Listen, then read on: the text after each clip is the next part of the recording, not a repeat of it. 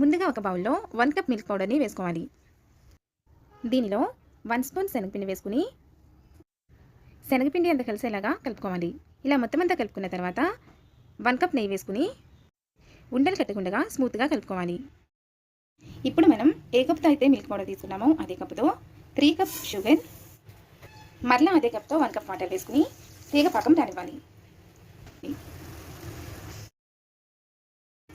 ఇలా తీగ పాకం వచ్చిన తర్వాత మనం ముందుగా కలిపి ఉంచుకున్న మిల్క్ పౌడర్ని వేసుకోవాలి. ఇది మొత్తం అంతకి మిక్స్ చేసుకోవాలి. ఇది మొత్తం కలిసి ఇలా ఉడుకుతున్న తర్వాత నెయ్యిని కొంచెం కొంచెంగా వేసుకుంటూ కలుపుకోవాలి. మనం వేసుకున్న నెయ్యి మొత్తం కలిసిన తర్వాత మరలా మరొకసారి నెయ్యి వేసుకుంటూ కలుపుతూనే ఉండాలి.